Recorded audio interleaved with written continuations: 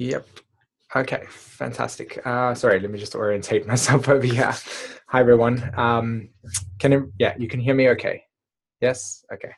Yes. Um, Hi, everyone. Thanks very much for joining me today. I'm really excited to be sharing with you this perspective, knowledge, information regarding the nature of Pluto and Capricorn, and particularly the healing of the past.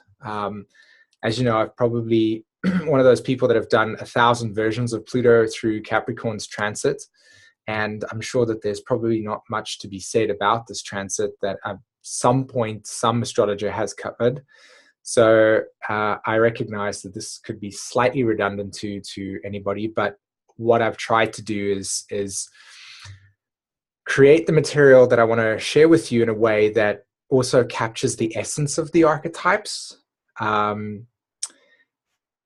shows how the current way in which humanity is experiencing itself as a collective and everybody for us individually, how those are, those aspects of ourselves are changing, maybe even giving us a little bit of perspective on how to process the most recent events that have been taking place in our lives, particularly with the shootings that have been happening. This is a Pluto and Capricorn thing, and I would like to show you how I related to that. Not specifically that, but the nature of this occurrence, amongst other things like just radical presidential shifts and the nature of just our emotional interaction with it. So, like I said, again, I hope that this conversation nourishes you today. And what else did I want to share?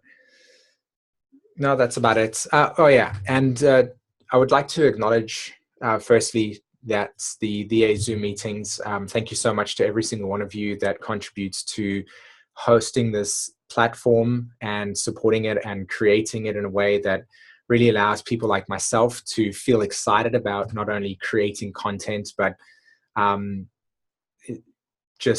excited about researching it, excited about being able to present it where people are really wanting to listen. And from my perspective, I deeply appreciate every one of you that is here. Pardon me, there's something in my throat, but that is here, and also to the admins and everybody else that contributes. Okay, right. Now into something where apparently my body is trying to say to me, drink some water. Okay, screen share. Firstly, let's just make sure that that's on the right screen share before we give any information. Okay. So move that there. At any point in time that anybody has a question for me, please feel free to just, raise your hand or put in the chat box or open up your mic and ask a question. I'd be happy to respond in the moment. And my plan is to try to have some Q&A at the end. Whether I achieve that or not is completely out of my hands, even though I've tried millions of times before. Okay. Right, so Pluto and Capricorn, healing our past. Something that I want to bring to our attention very deeply about this transit, that I feel that if we were to really allow ourselves to fully access the nature of this transit, these are the words that I would use to inspire it with. And they're not my words, they're from Kurt Vonnegut, the junior, but he said, be soft. Don't let the world make you hard. Don't let the pain make you hate. Don't let the bitterness steal your sweetness.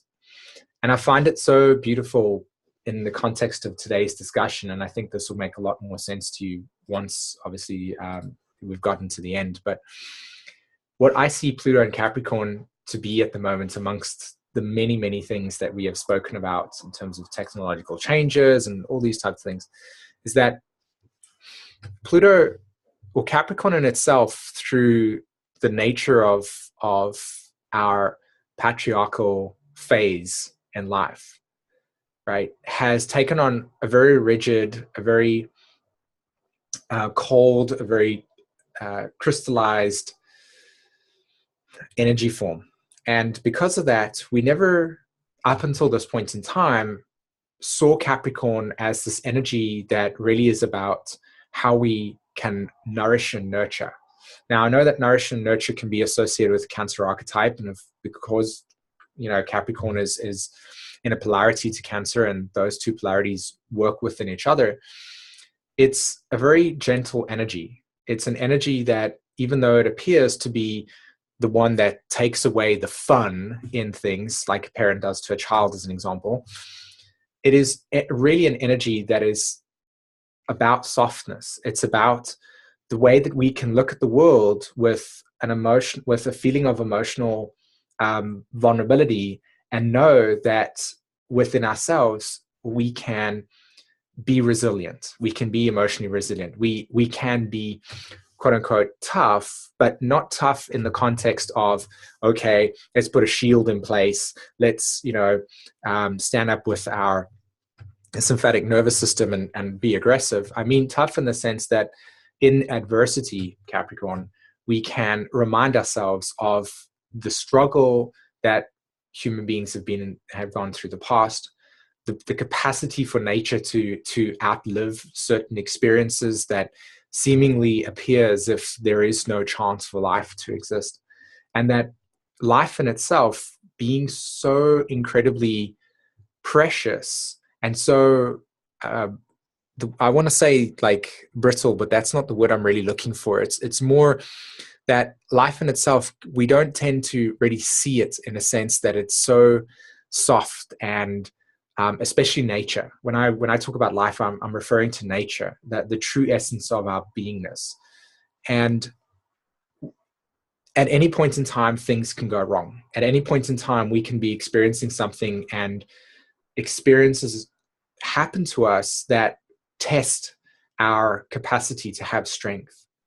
And I feel that Capricorn, and especially Pluto's transit through Capricorn, is inviting this intense conversation that we can have with ourselves inwardly, and with our friends within our community, and within the people that we just see within our lives that are also struggling to process some of the most intense experiences that the last 2 years have brought us. I mean, at some point, somebody has had to endure something really, really painful.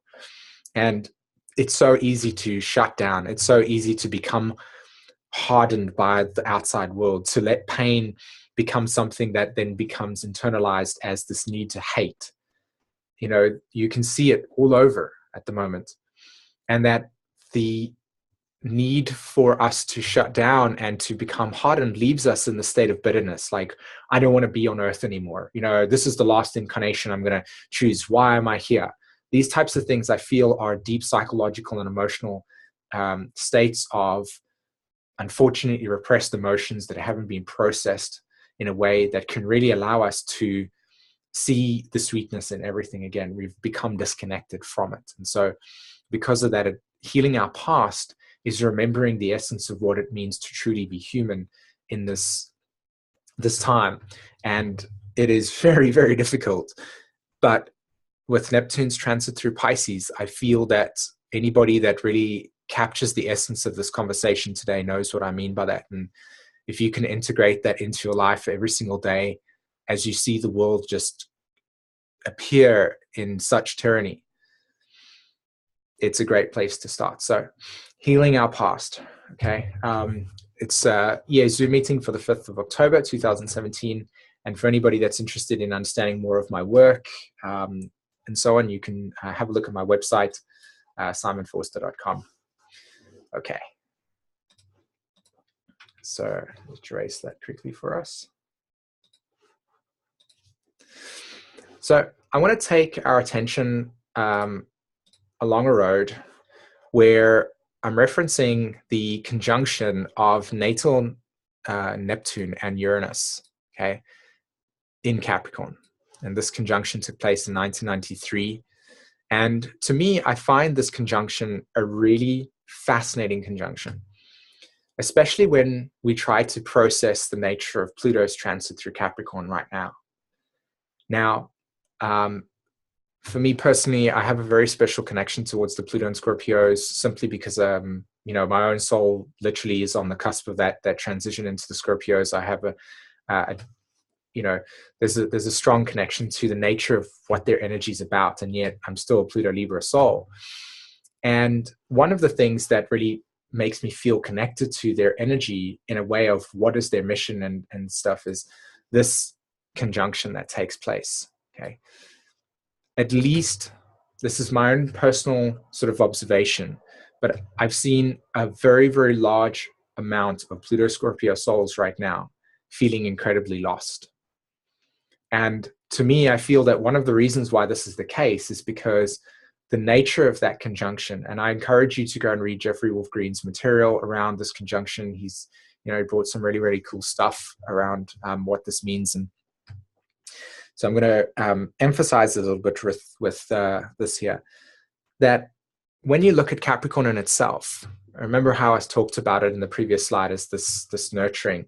Well, if we assign it to the caregivers of our children, so in other words, the parents that are given this incredible and beautiful opportunity to raise children, and in particular to be in a position where the responsibility of another person's life is so incredibly dependent on you at such an early age. Children can't survive for themselves at the age of like 0 months up until, you know, a certain period of time. It's just not possible. So parents get this opportunity to really like nourish and nurture and cultivate and offer safety and security and provide a emotional connection, or to at least develop. This is not always the case, but to develop this beautiful bond towards the essence of life that essentially is in its most vulnerable state.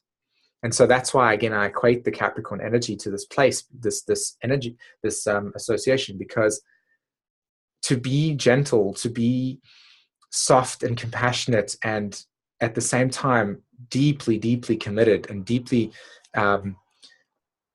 like absorbed in this process in which the responsibility that is placed on you is profound.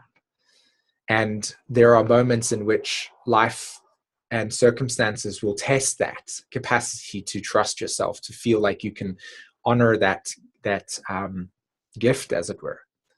So with the Pluto in Scorpio souls coming into this lifetime, specifically with this conjunction taking place over here, they're coming into a life in which the nature of our sort of structure, the hands that guide humanity's innocence, has needed to go under a transformation, Uranus, and a healing modality, Neptune, right? This capacity for us to really break down the structures that we once used and held as the form of security. Think about the nature of the security that Capricorn offers the collective psyche, especially in a consensus state.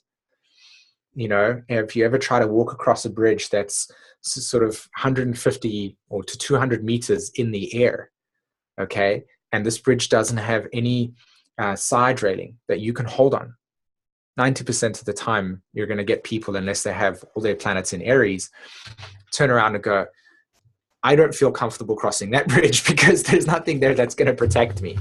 Think about the railing as Capricorn. Now, right now, the nature of our times is that railing has been under a mutation since 1993. Okay. Now, the Pluto and Scorpios that are coming into the world right now have experienced karmically, majority of them, a very large majority of them, a karmic dynamic in which dad was not available, mum was overwhelmed, or dad was available but emotionally not available. So on a sort of maybe physical sense, there was security laid there, but emotionally, when you're looking at the Pluto and Scorpios, this inner need for emotional depth was not nurtured. And so a lot of Pluto and Scorpio souls come into the planet and they have this karmic dynamic in which the structure, the guidance, the parent dynamic is absent. And so we have this, where do we go? What do we do? Dynamic. Okay. And a big part of the story with this conjunction from an evolutionary perspective, just in terms of everybody, is that we are witnessing right now the complete and utter reformation in which how we as human beings orientate the structure of our lives to everything. And once what we had security within is no longer available there anymore, that's being completely metamorphosized with Pluto. And what I find interesting about Pluto's transit today, I mean, this is where Pluto is today, right? Pluto is now went direct with this new moon, and it's at 16 degrees Capricorn, which essentially is at the same point over there. Now, between 1993 and 2017, Uranus and Neptune transited through their own signs, and what we have was an assimilation of those symbols. We had an assimilation of what that symbolizes. So most Pluto and Sagittarius souls on the planet right now have got either, Neptune in the late degrees of Capricorn, or in Aquarius, and Uranus in Aquarius, and not Neptune in Pisces, but Uranus in Pisces. So they're actually, like, if you look at the world that they exist within today, 80% of them, if you ask them to say, could you just use the landline to call somebody? They'd be like, what? What the hell's a landline? Or could you write this letter and post it to the post office? Like, most children would be like, why would you do that? You just send an email or speak on, Snapchat or Instagram. These things were not available to us at that stage. And now we're living through that time, as I mentioned in previous talks. And the point here is that the dynamic of how we've identified ourselves has shifted so radically that this delayed stress of all of those experiences and all of those psychological and emotional dynamics that were taking place up until that point in time are now coming to the surface with Pluto's transit. So now it's Pluto's turn to move over that period of time. Uranus and Neptune have dissolved and deconditioned the nature of those symbols. And now the Pluto and Scorpios come into between the ages of 23 and 33. And what do they have? They have Pluto transiting their own Uranus-Neptune, right? And so far, all of the Pluto and Scorpio souls that I've had a conversation with right now have all come to me where their Pluto is literally on top of their Neptune. And they're like, everything's dissolving around me. I don't know where I'm going, and so on and so forth. And really, at the end of the day, we're dealing with the karmic dynamic in which the nature of patriarchy, the nature of the structures and forms and what represented conditioning and life direction no longer exists. So they are the in-between. And unfortunately, at that point, and this in the context of their lives today, they are witnessing the whole entire structure coming down, and all of the emotions that have been repressed and suppressed coming to the surface. And this is the key of the talk of it, healing these dynamics. The nature of the times is that all of the stress, all of the emotional dynamics that are repressed in the Capricorn energy that Uranus and Neptune brought to the surface, Pluto is now moving over and saying, okay, let's deal with this. So it's quite fitting that Neptune's in Pisces, because Neptune and Pisces is the archetype of the healing, right? The complete integration. It's not a coincidence that Chiron's there as well. And just for extra sake, I mean, we've got the South Node in Aquarius right now and the North Node in Leo, and Aquarius correlates to the nature of what? It's the subconscious memories that have been repressed that come up to the surface in fractured ways in order for us to then reintegrate through different modalities. It's not a coincidence on the planet right now that we have a large majority of people in the healing arts in a way that actually becomes a sustainable work environment for them. Okay, so I hope that works. So I want to bring some attention here with this, and I love this, to be honest. Time, life force in our history. So part of healing the past is the realization that what I shared with you in those archetypes, this is the physical manifestation of it. Think about all of these spirals as fractals. Think about all of them as the center and then the Fibonacci sequence coming out, and that's what life's about. And Capricorn reflects to us the nature of that emotional crystallization of those experiences. That's why it's healing the past, because it's through crystallization, it's through a memory imprints, it's through the formation of our energetic sort of patterns of what we experienced and processed in the past that becomes our timeline. And nature represents it so beautifully in this picture over here. It's all formed, it's crystallized. We can see it in the physical form. Now, this part over here with Pluto through Capricorn, Pluto's actually going through Capricorn and saying, okay, now it's time to bring all of this stuff to the surface. You remember when you were 8 years old and your mom shouted at you and you couldn't understand why, and she never explained to you why it was the case, and you just felt that it was your fault? Well, that anger and sometimes that confusion and sometimes that psychological dynamic, well, it's coming to the surface. Now, you think about this on an individual level. Just try and put into context every single human being on the planet right now at some point is experiencing this. Think about as a collective, what type of emotional dynamics we are all going through. And then just understand the nature of why this energy feels the way that it feels. This constant roller coaster. Now, what we're trying to attain is the ability to have this gentleness for life to exist. Think about it. Think about this beautiful, this image over here. Think about how brittle this is. Yet, how beautiful is this pattern? Just connect with this picture and see the depth in which you see over here. This is our human experience. This is life force. This is it here in a spiral dynamic way. And as we express and experience ourselves, we are these threads of different life forms. But if we go back to the first slide, you can see that this world can easily create these types of dynamics in which instead of us being open and available to the visceral experience of nature and life itself, we're closed down and energetically shut down through sanskaras and wounds, etc. So Pluto right now is bringing up all of these little shells, repressed energy patterns that exist within our body, within our psyche. And with this picture over here, just ignore the guy that's being thrown off the edge there. But I want you to look at the different stratas, the different layers that Mother Earth shows us. Like this is our history. This is what Pluto, this is what Capricorn reflects to us. Anything that cannot be processed and digested becomes repressed. And so the layering of our history is symbolized through these time frames. Look at the boundaries here. Saturn correlates to the nature of formation and boundary. Look at that there, right? And then within the context of that picture, you can actually see the emotional essence of our reality. So this is what we can say, like the let's say 1920s as an example. Think about the dynamics that were occurring right now. Think about the 1930s. Think about World War II and the repression, and like Jeffrey talks about, the unresolved emotional guilt and all of the other stuff that we still, as a human race, have not really totally processed. And think about where that exists within this, unconscious layering within our collective psyche. Well, Pluto's coming along and saying, okay, well, we've got to bring this all to the surface right now. And it's coming out in ways in which sometimes it's very cataclysmic, like, for instance, the most recent shootings within Las Vegas at this stage, and of course, other events that trigger the psyche, and which we as a collective then get this whole entire emotional stuff just come to the surface, our history.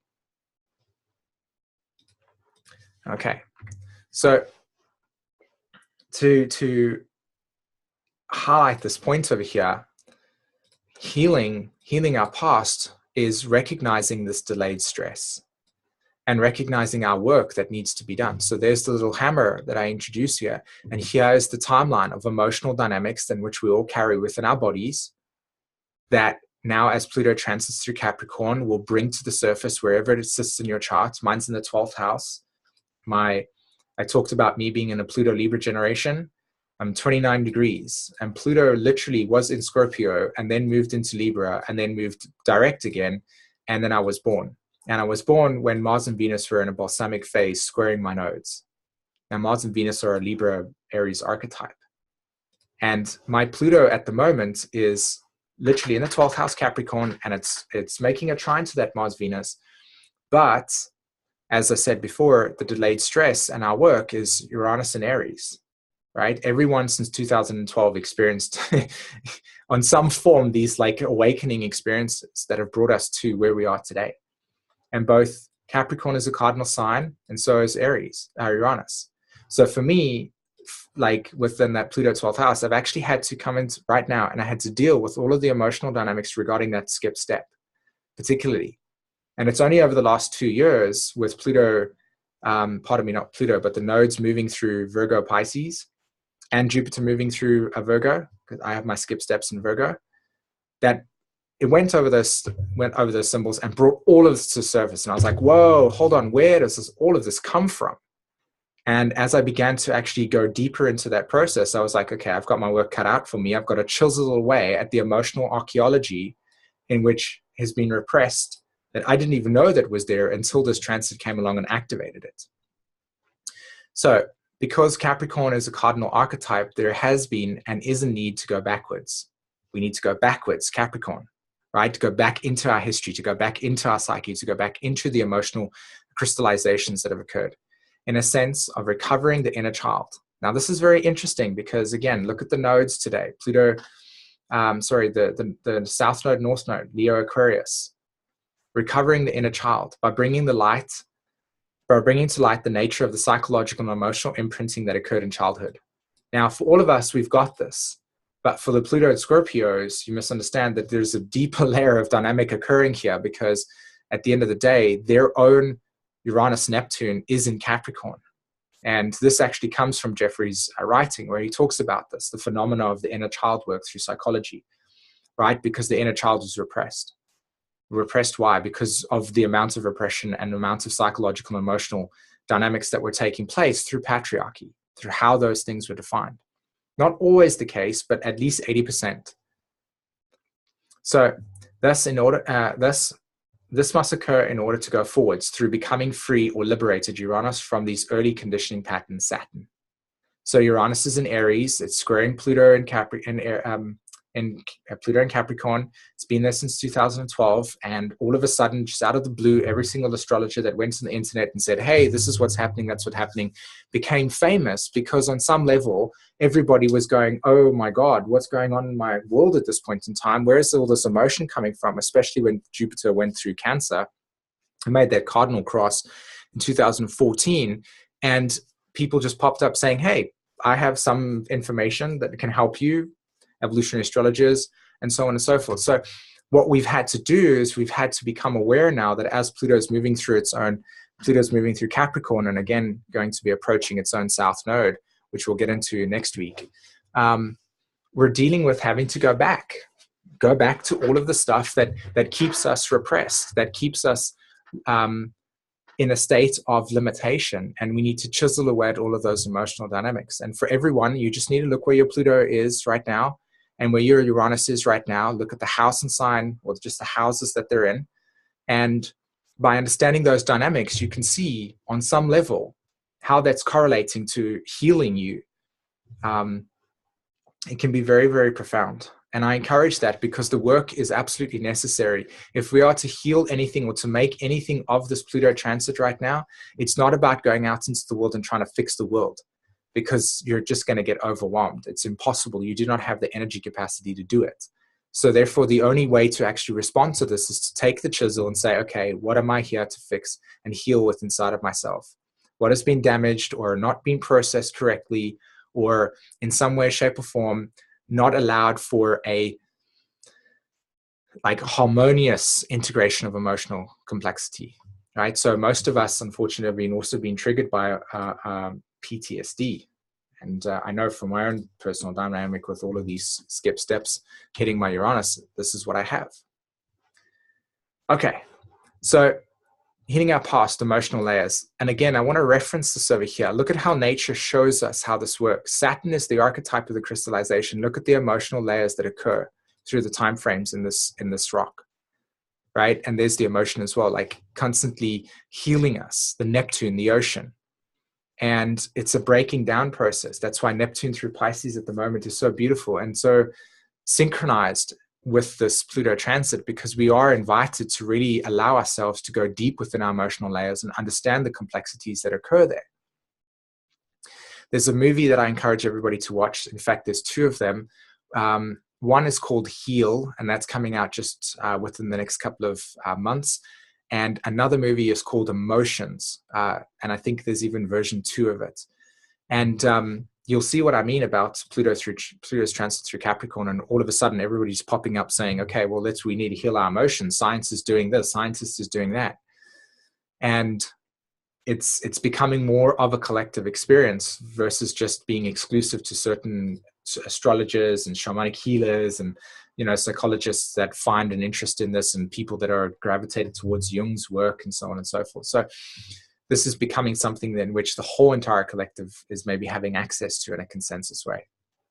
So our bodies reflect the past emotional forms and experiences. The body stores and holds our emotional history. Think about it. The body is the physical form in which this picture is drawn over here, right? So therefore, the body must contain the most crystallized patterns within all of our emotional complexes that are being brought to the surface with Pluto's transit through Capricorn and the activation of Uranus's square in Aries, right? So we have these emotional layers. Now, in particular, I got this from a shamanic healer that I really enjoy reading his material. He really brings so much clarity when it comes to the emotional layers. And for anybody that's actually interested in working with this type of stuff, you know, you can always contact me, and I'd be happy to, you know, share with you, show this how this works in your own chart, and use your astrology as well. But there's these 7 layers, okay, and these 7 layers correlate to the endocrine system, and the endocrine system, from a biological perspective, releases hormones within the body. Now, whenever we experience, and this is why I love astrology as well, because you can actually correlate it to this, whenever we experience things within our reality, in other words, we have a traumatic experience or something happens to us and we can't really process it, at the beginning, at the age of 0 to the age of maybe like 5 or 6, I think before our first Saturn square, we actually are fully just in that Neptunian state. We're not grounded yet. The pineal gland reflects to us complete oneness. That is the biological representation of God. When we are able to access this state of illumination, it's the pineal gland secreting certain hormones, melatonin, serotonin, etc. And that enthusiasm linked with the nervous system, which I'll talk about a bit later, is what gives us the ability to experience oneness. The ability to experience that, oh my gosh, okay, right, we're going to do this Zoom meeting thing over here, and I get to talk about this thing that I love the most. Okay, fantastic. Pineal gland, my whole entire body feels like I'm in alignment with God. I feel like I'm being supported in this process. I just am so full of joy, etc. Biologically, it's the pineal gland that's working. Now, when we have an experience early on in our lives that, because of the body's full of the senses, that isn't like friendly, the pituitary gland's response from the endocrine system is to secrete certain hormones that will say to us, okay, this is painful, so here is endorphins, that goes into the body and says, okay, whoa, right, that's fantastic. Now we don't have to feel this pain, okay? And I highly encourage you to actually go and research the nature of how the endocrine system works in relationship to the body, and you'll just be amazed at how the body in itself is the vehicle for our healing. And if we can come back to that place over there, we can actually begin to process a lot and actually liberate ourselves from a lot of the things that we carry within us that are effectively going to be dis-ease.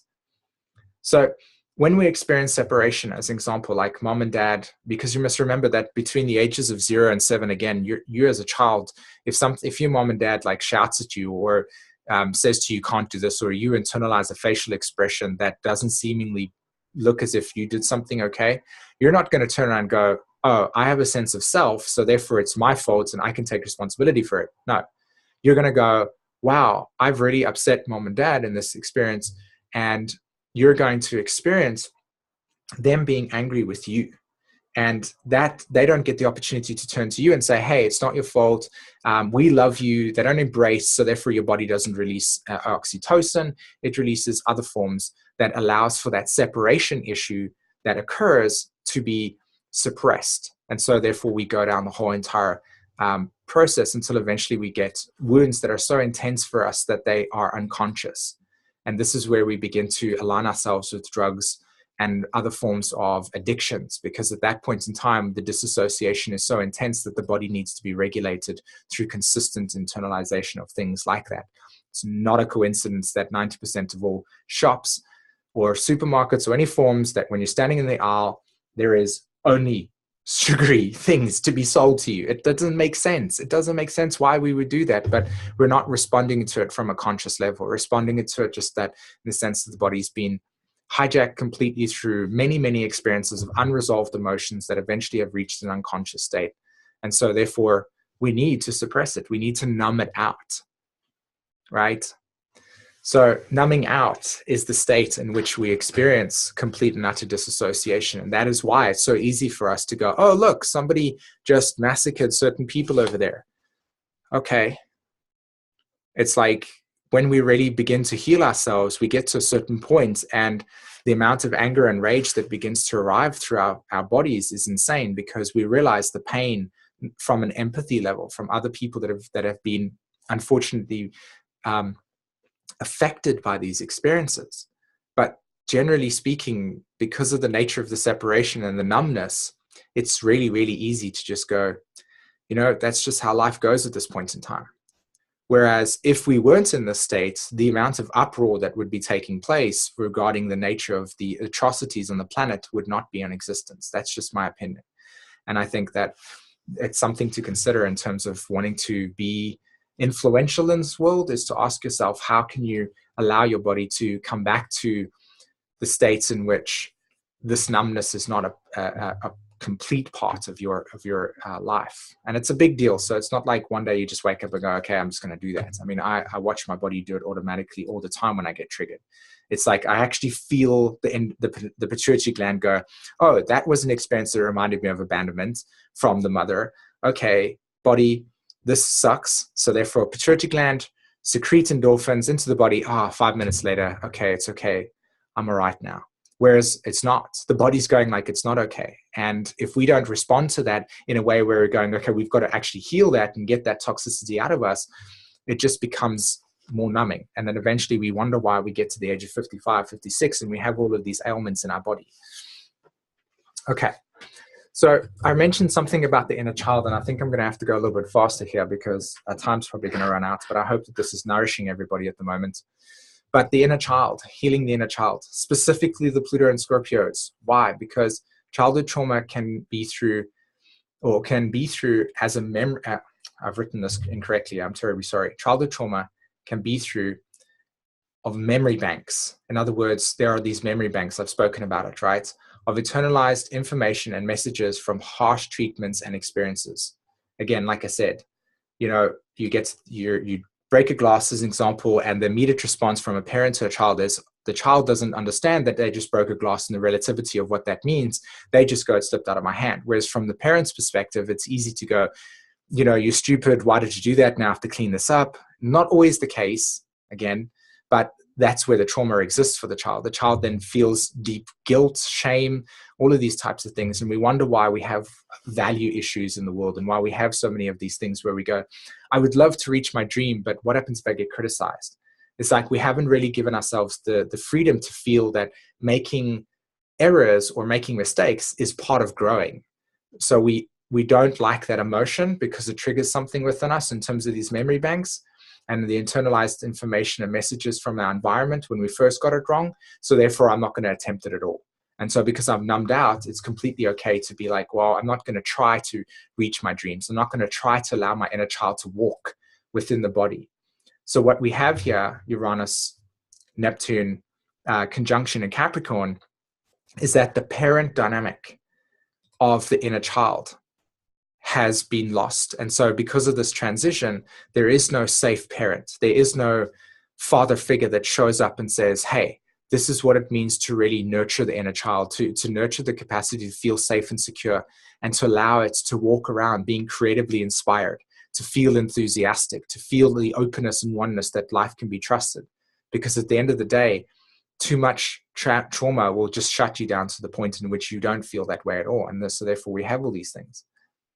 So above all, never let age extinguish the fire of the inner child. An aging process can do that because the older we get, the more we get entrapped in the cycles of just numbing ourselves out and disassociation. And then when we hit your Uranus opposition between the ages of 38 and 44, and the soul's liberating itself from the karma of the past, 90%, 80% of the population has a midlife crisis, whereas actually it's an actual birthing of a new evolutionary cycle for a soul. But if we haven't healed that Saturn transit between the ages of 28 and 38, then the psyche still has these things that trigger us. And so healing the inner child may include providing new messages, as to create new neurological pathways, giving emotional support to the hurt parts of the self that still believe the messages. And I put up my hand over here and I can be like, there are so many. I have Pluto in my 10th house, with Saturn in my 10th house, the sun there as well, and Mercury. And I have my Mars Venus in Virgo squaring my nodes. And this like speaks to me completely. You know, my nodes are actually in the 5th house. I mean, my soul even decided to give the moon sign on top of my north nodes as to go, look, dude, you need to resolve this in this lifetime. You have to express your desires. You can't shut yourself down anymore. So I know this from direct experience. And that's probably why I have this connection to the Pluto and Scorpios, because for me, the parent archetype wasn't available. I had 4 Pluto and Leo parents that none of them could care about the child. I was completely and utterly abandoned in that process. They were so consumed by their own stuff. And, you know, so we're dealing with this process here. I have to basically go within myself and rewire the judgments and persecutions and feelings of lack that riddle my soul and say, was this okay? Is it okay? And to actually allow myself to feel again, literally to feel again. So I'm going to move over to the next slide over here. And again, hopefully we've got some time to go through this, because I don't want to lose the content, because there's so much good stuff here. Okay. So healing the electrical system. Everybody recognize that Pluto will be going into Aquarius, okay? That Uranus and Saturn will be going into Aquarius after its bout in Capricorn within about 3 or 4 years' time. We've got the South Node in Aquarius right now, which, to be honest, is very interesting considering my own findings. But when we look at the nature of the electrical system in itself, it's an Aquarius archetype in communication with Mercury. And healing the electrical system is, from my point of view, as well as the nervous system, the essence of one of the biggest journeys that you can go on your life. Like, healing it is incredibly important, because the electrical discharge, the sanskaras, the triggers, the traumas are all crystallized. And the nervous system in itself, relative to the parasympathetic, sympathetic, and if you go and research somebody called Dr. Porges, who talks about the polyvagal theory, in other words, where he takes what is called the vagus nerve, and the vagus nerve situates over here, and it's called the Wanderer fitting thing that we have Saturn transiting through Sagittarius at this stage, and this information's now coming to the surface in a way in which it wasn't honored before.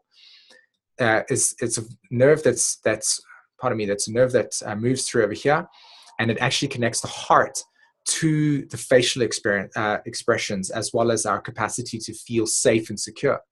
So we've actually got these 3, and I should do this in a different conversation, but this process of healing the nervous system in itself is incredibly important, because when your brain and your body is interacting with an event that triggers you, okay? Trigger is anything that sets you off emotionally and activates memories of your trauma.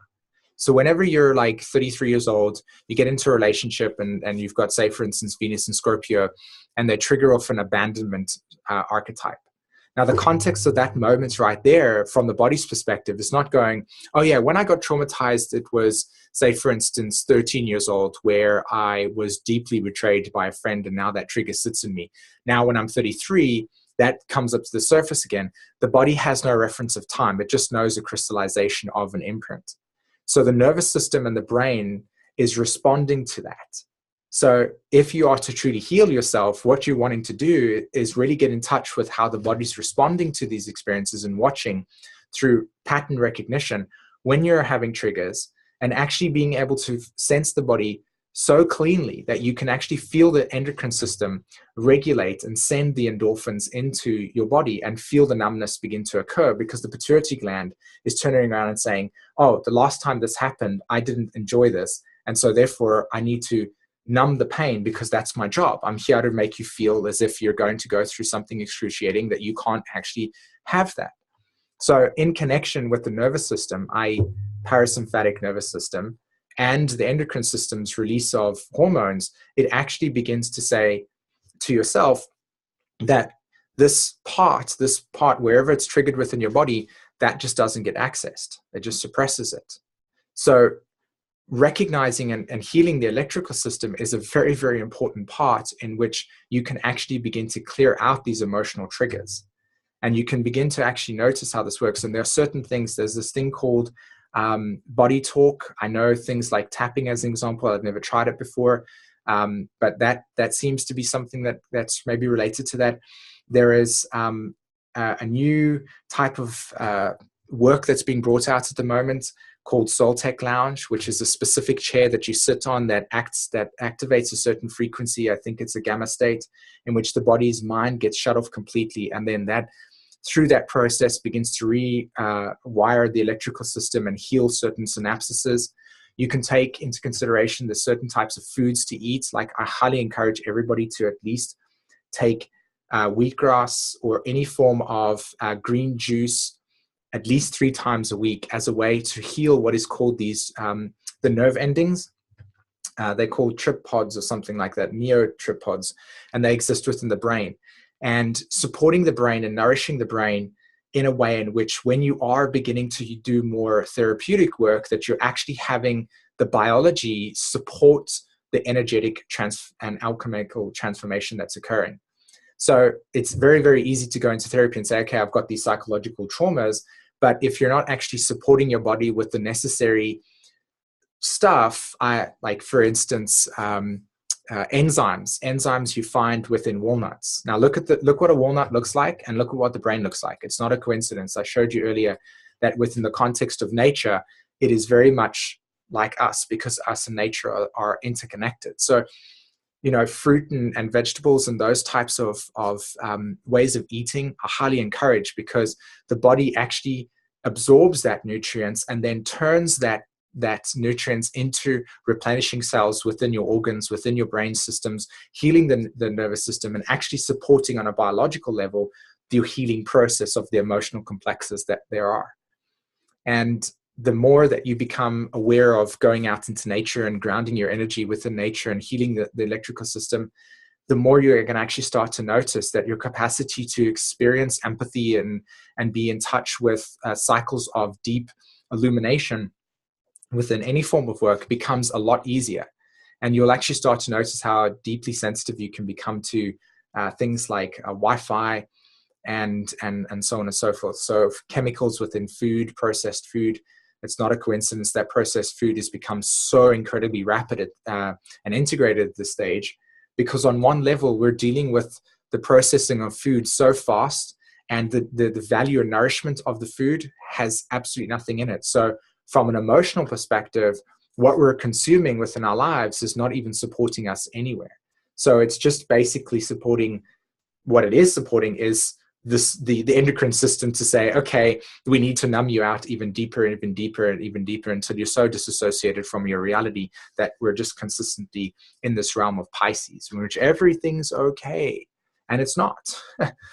So it's just my piece on the process. And there's a lot more over here, and I feel a little bit stressed at this stage regarding this information. But if you obviously want to, like I said, if you want to contact me in other ways, I actually do this type of work with people in a metamorphosis program.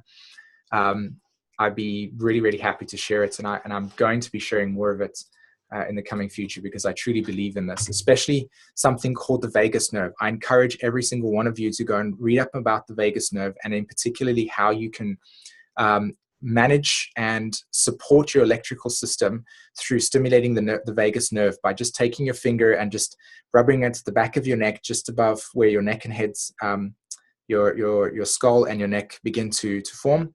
And whenever you get traumatized or triggered, whenever you get emotionally disassociated from the experience, what's really happening is that your sympathetic nervous system is kicking in and saying fight or flight. It's designed to do that.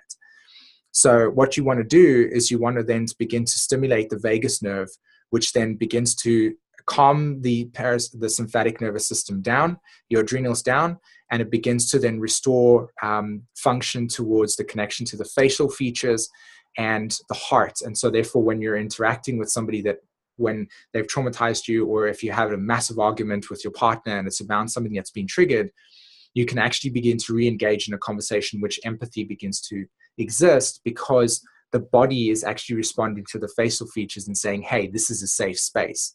Versus when we're in fight or flight, or if we're in a parasympathetic state, we're so disassociated or so traumatized that it's impossible for us to really see the depth of what is actually available for us in that moment.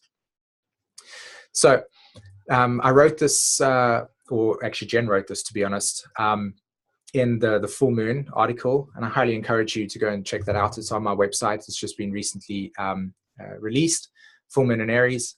And as we progress through the current shift in human consciousness, we are each living out a narrative or a story that is forcing us to confront and ultimately embrace our inner shadow, so that it can be processed, healed, and integrated.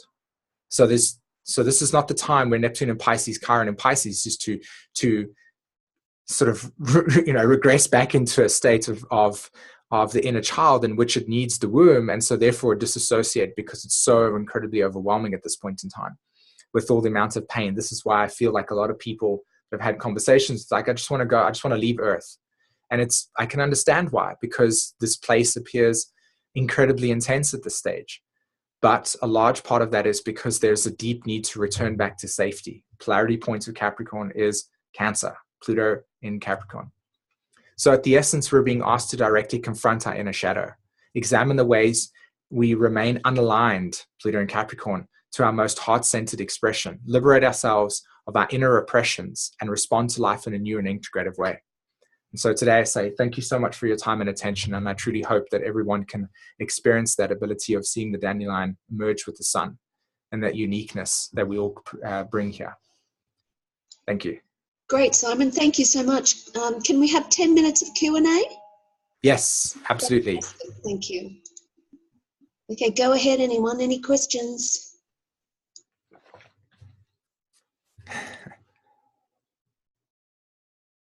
I was just wondering, Simon, with Pluto in Capricorn being squared by Uranus and Aries, yep. Whether Uranus and Aries is working on the electrical system, right? Yep. The mental body. Yep. And I'm wondering whether words can actually trigger off memories and can actually be really painful, like somebody coming along and helping you heal, but uttering very critical words and pointing out your shadow. Yeah. And do you think that makes sense, that combination? I have actually I've directly experienced that. So yes, it is. I do feel that way, and I think that it's true that we can absolutely be triggered by that mental trauma that we carry as well, with that Uranus in Aries squaring Pluto. Mm-hmm. Great, thank you. And Lauren, Yeah. you had something to say, Lauren? So much. Thank you so much. It was really great. And because my background's in healing, like, somatic healing and acupuncture, and, the Uranus and Aries too, I think, is even we picked up in the womb, trauma and fear from our parents, from our mother in her stomach. So it's like there's so many things going on so many levels that people are in fight or flight and they don't even know it. So it's like the whole world's like walking around and they don't even know that they're in, like, and so there's a lot of different body parts, like Simon, like the vagus nerve is so true, but it's also like, your psoas and your pterygoid. There's so many muscles that are like, your muscles that like make someone look angry is what somebody might memorize in their brain, but that other person who's getting angry is actually being frozen on their face too. Yeah, I mean, again, like I directly experienced that. It's absolutely the truth, and I think I that was something that I really wanted to integrate into this conversation, which I didn't do, and I appreciate you bringing it up. Was that with this kind of transit right now, everybody on some level, because of the nature of this, the triggering occurring, and this like, delayed stress within our psyche and our body is just being brought to the surface of Pluto, that it's not a surprise that we're all walking around on some level in this fight or flight mode. And I mean, even if you had to look at some of what I would consider to be like, what's the word I'm looking for?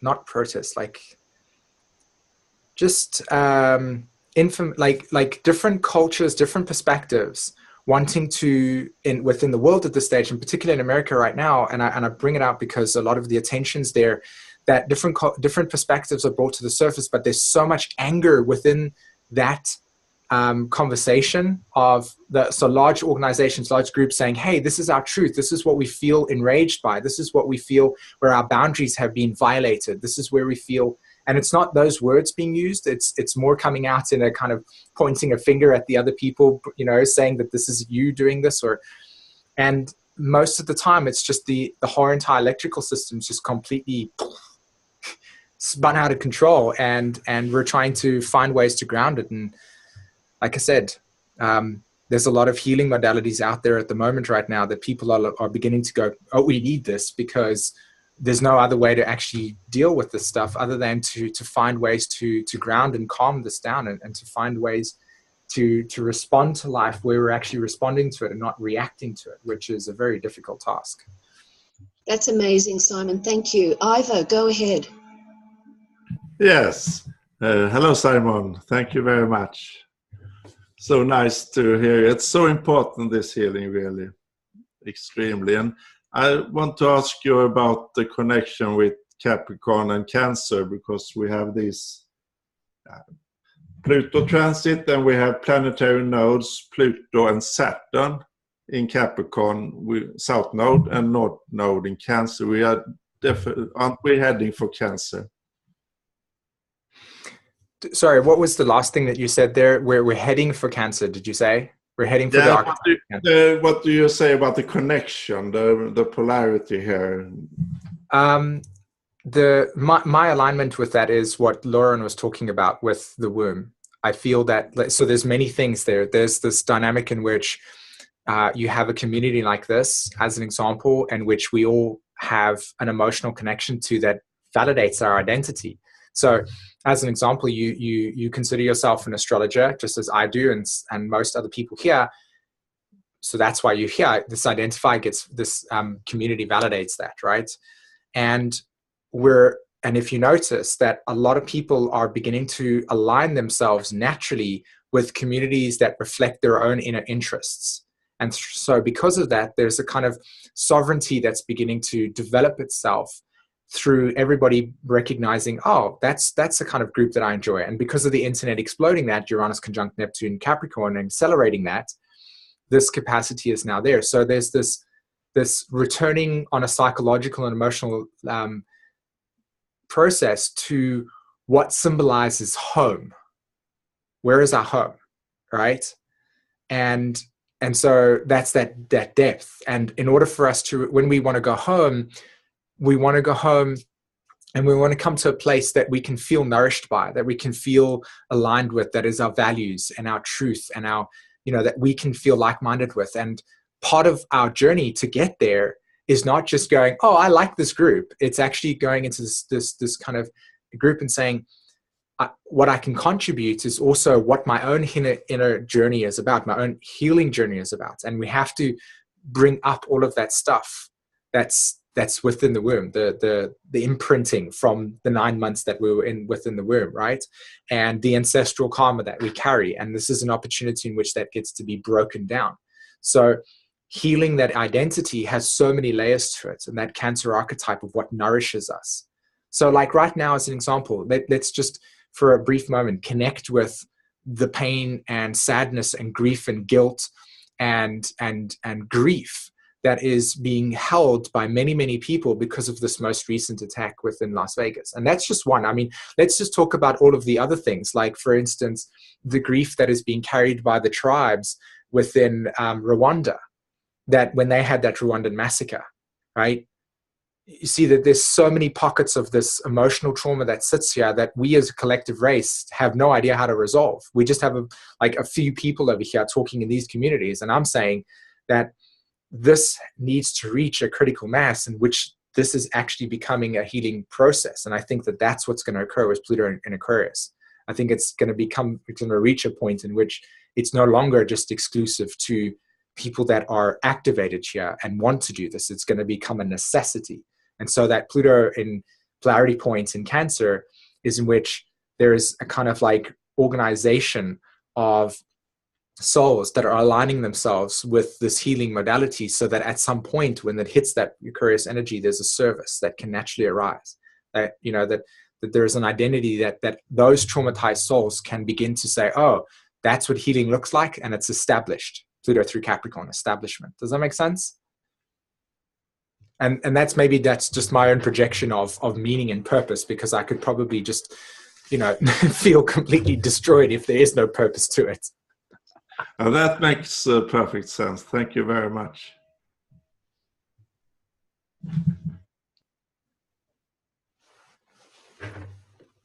So, SÍmON, I'm just really curious. Oh, Wanda, you can have a turn in a second, sorry. We know that the electrical system has to do with Uranus, Aquarius. What about the Sun and Leo? What's part of the human system would it be? If I remember correctly, in the medical book, the Sun and Leo correlated to the heart, right? Yes. And I mean, it makes sense because life force is pretty much, you know, you can't really much do anything without your heart because it's the process, right? So, and it's a beautiful thing that you talk about there, Linda, and maybe this is uninvited sharing, but it's an interesting thing there, because again, when we talked about the vagus nerve, and particularly it's called, okay, dorsal and then ventricle. I have to double check that. Maybe Jen can write in the chat box. I know that the parasympathetic nervous system has two channels within it. And one is the dorsal, which is the most ancient of the parasympathetic nervous system and its purpose. And the other one is specifically responsible for giving us the ability to actually feel empathy, to allow ourselves to actually have enough security within the body, so that the oldest nervous system and the sympathetic nervous system is not kicking out in fight or flight when we need to in defensive mode.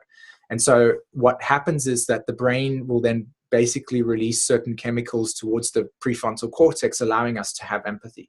And of course, part of empathy is alignment with the heart. So from my point of view, the process of being heart-centered is cultivating security within ourselves that allows us to, and healing through our traumas and triggers, so that when we're actually feeling life force sun within ourselves, we're actually activating through that empathy. And so therefore we can look at life through compassion, which I know for a fact, when we reach a spiritual state, that is the key modality, because you look at the world and go, wow, these are my actions and this is how I affect this. This is my cause and effect. And how can I, you know, be in alignment with something that is deeply nourishing for the rest of the souls that are not able to access that compassion, that healing, that empathy. Yeah. That's great. That's wonderful. Thank you. Carly, go ahead, and then Wanda, you can have the last question. Thank you. Hi, SÍmON. Yeah, I was just curious about the biological system in relation to how clean and pure it needs to be. So with toxins, things like alcohol and the food you were talking about earlier, is it still possible with quite a high level of toxicity within the system, you know, to really feel these emotions coming up and sort of heal them if we, you know, keep putting all this stuff in us all the time? Like, where's the balance there? Because I think that's, a really big key. Well, it's really, really interesting that you bring that up, because, you know, from my point of view, I've tried to go completely to the other side. And I wish that I had at least 15 minutes, because there's this amazing response that I'd like to share with you. But at this stage, I think I've just got to keep it a bit short. But in short, Pluto through Capricorn, or Pluto through your 10th house, is always going to bring the toxicity anyway to the surface. So you're going to have to go through this purging process. And there is a specific neuro scientist / biologist that his name is Robert Splansky, if I name it correctly. I'll put it in the comments when this video gets linked, by the way. And he is talking about toxicity within the body and the way that it's affecting us. And he also equates to the fact that this is not something that we can actually eradicate. Now, to answer the question directly, if we, like in my case, go completely and utterly to the extreme Libra and remove all forms of toxicity within my environment, including shutting down all forms of EMF radiation, you can't exist in this world. It just simply breaks down. Like, you actually have to move to Costa Rica. You actually have to move to places in which the Western culture doesn't support it. So on one level, I almost feel as what I have come to process that whatever I am capable of giving my body the support to remove as much toxicity as possible, I'm able to do, but I'm also aware of the limitations within the context of my time on Earth. In other words, we're not living at a point in which the humanity has reached a critical mass and said, oh, crap, this is why these things are happening to us in the body, and it's because of this type of, like I said, processed foods. So again, when we make the correlation to the fact that the endocrine system is secreting all these endorphins into the body and progressively numbing out the different layers of emotions that we feel as we experience things, and the way that we intake food in that connection, I think that we're pretty much going to be in a world in which people like myself and you and other people that wanting to heal the body through removing as much toxicity as possible is going to be limited to what is available out there. So literally going and living in a very rural area in communities. And I think that that's not even what will occur with Pluto through Aquarius. But for me right now, lemon water consistently all the time as a way to really like clear out things, juices as much as possible. And on occasions, I mean, like today, for instance, I cooked food for the kids, but I didn't have much time and I was a little bit stressed. So we had burgers that were, because I eat vegan food, that were processed. And so some of that food does actually contains toxins in it. And maybe that's healthy for me in a way, because it allows the body to not be so pure that it actually gets damaged by the outside world's impurities. Awesome. So hopefully Thank you so much. Responded in a way that was in some way alignment with your question. It did. Thank you.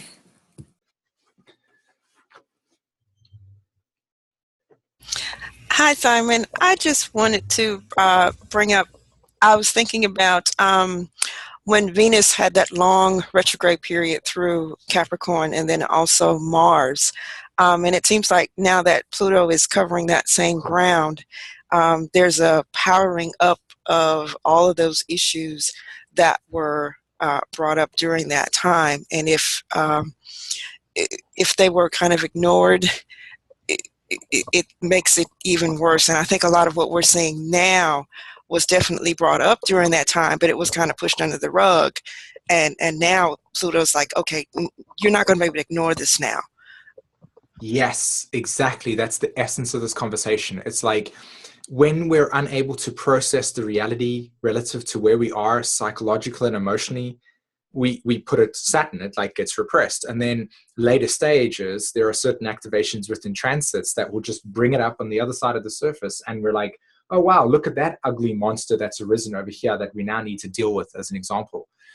And I think that, you know, if you truly want to be of service to the world, connecting with your own process and understanding what it means to deal with that, and then having your own insights develop naturally through your own process, and then offering them as a way to help other people process the reality, Pluto through Capricorn, processing reality, Capricorn, we can, you know, begin to move in a way in which what we're experiencing right now on the planet doesn't seem to be so intense, which of course it's going to be. So yeah, so absolutely. I agree with you, especially with the new phase conjunction in Virgo. It's like the actual reality is now being here. We can't disassociate from it. We can't disconnect from it. We can't run away from it. And I think that that's the key here. The repression occurs because of the running away. And then biologically it happens because of certain responses within the pituitary gland and amygdala and stuff. So. Okay, SÍmON, thank you so much. And would you all please thank SÍmON Vorster, everyone? Thank you. SÍmON. Thank you, SÍmON. Thanks, everybody. I appreciate See you it. next week for part 2. You're doing part 2 next week. Thank you so much. Brilliant.